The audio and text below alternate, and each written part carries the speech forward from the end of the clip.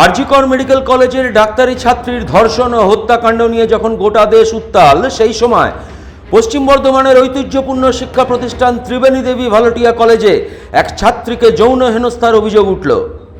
অভিযোগ যার বিরুদ্ধে তিনি ওই কলেজেরই প্রাক্তন ছাত্র। ইতিমধ্যেই কলেজের তরফে যৌন হেনস্থার অভিযোগ দায়ের করা হয়েছে পুলিশের কাছে। সেক্সুয়াল হ্যারাসমেন্টের কমপ্লেন আমি সঙ্গে সঙ্গে সেটিকে আইসিসিতে ফরওয়ার্ড করে দিই। আইসিসি আমাকে এবং আমি আমার গভর্নিং বডির প্রেসিডেন্টের সাথে কথা বলি। তারা দুজন, আইসিসি এবং গভর্নিং বডির প্রেসিডেন্ট এবং গভর্নিং বডির আদার সব মেম্বার সবাই মিলেই বলে যে এটাকে ইমিডিয়েটলি এফআইআর করে দেওয়া দরকার। সেই হিসেবে আমি এটাকে এফআইআর করে দিয়েছি বা সবটাই প্রশাসনের হাতে আছে। সে আমার কলেজের অধ্যাপকও নয়, বর্তমান ছাত্র নয়, প্রাক্তন ছাত্র। রানীগঞ্জের এই বিখ্যাত কলেজে বহিরাগতরা দাপিয়ে বেড়ায়, এমনই বিস্ফোরক অভিযোগ রানীগঞ্জের বিধায়ক তাপস বন্দ্যোপাধ্যায়ের।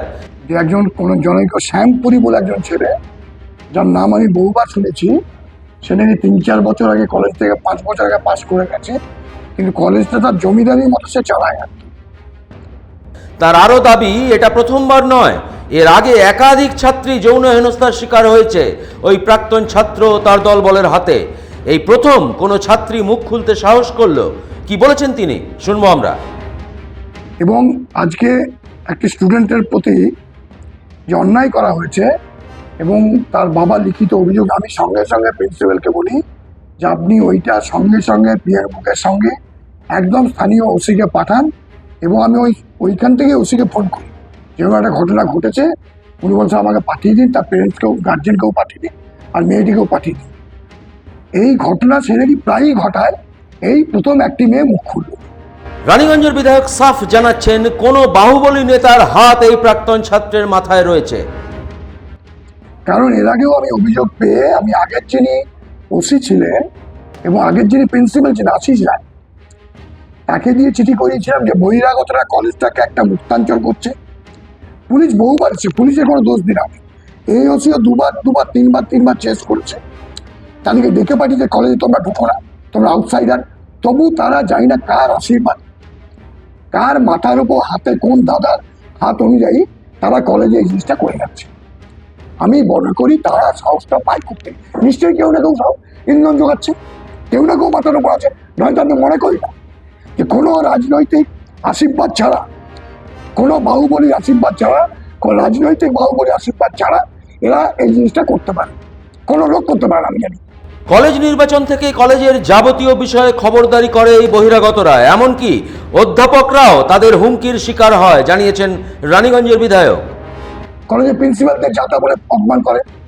টিআইসিকে কদিন আগে নাকি টিআইসি আমাকে রিজাইন করতে এসেছিল, যে টিআইসি তিনি বলছেন টিআইসি থাকবো না, কেউ টিআইসি হতে চাইছিল না। টিআইসি না থেকে কলেজটা স্টেলমেট হয়ে যাবে, বন্ধ হয়ে যাবে। 96টা প্রফেসর আছে, প্লাস আরও অ্যাডিশনাল আমাদের স্যার টিচাররা আছে, এত স্টাফ আছে, এত স্টুডেন্ট, সবারই বেতন বন্ধ হয়ে যাবে।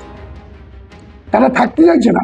কয়েকদিন আগে টিআইসিকে কোনো স্টুডেন্ট লাগিয়েছে, বলছে যে ভিসিকে যদি 3 দিনে চালাতে পারি, তুই তো কোন দিনের ছাড়। এটা টিআইসি আমাকে বলে, আমাকে অন্য একজন খবর দিল যে স্যার এই যদি বলে কোনো ভদ্রলোক থাকবে। তো তাদের যারা বলছে, আমি মনে করি তারা সাহসটা পায় করতে, নিশ্চয়ই কেউ না কেউ ইন্ধন যোগাচ্ছে। আমাদের প্রশ্ন, কে এই প্রাক্তন ছাত্র? কার বলে তিনি বলিয়ান? কোন বাহুবলী নেতার হাত রয়েছে এই ছাত্র ও তার দলবলের মাথায়? এবং সব শেষে তিনি কোন রাজনৈতিক দলের নেতা? এ প্রসঙ্গে বিজেপি অভিযোগ তুলেছে শাসক দল তৃণমূলের বিরুদ্ধে। বিজেপির মণ্ডল সভাপতি কি জানিয়েছেন, শুনবো আমরা। প্রথমত, যেই ঘটনাটি ঘটেছে সেটি সম্পূর্ণ নিন্দনীয় ঘটনা, এবং আজ টিডিবি কলেজকে কেন্দ্র করে যে ঘটনাটি ঘটেছে তাতে টিডিবি কলেজ তথা সম্পূর্ণ রানীগঞ্জ কালিমা লিপ্ত হয়েছে।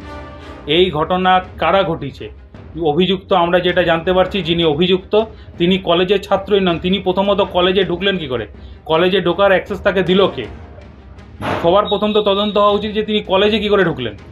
এবং পরবর্তীকালে আমরা জানতে পারছি তিনি তৃণমূলের একজন কাউন্সিলর, তার ঘনিষ্ঠ, এবং তৃণমূলের যিনি জেলা সভাপতি তারও ঘনিষ্ঠ।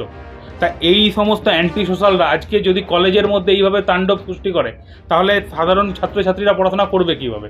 তারা যাবে কি করে?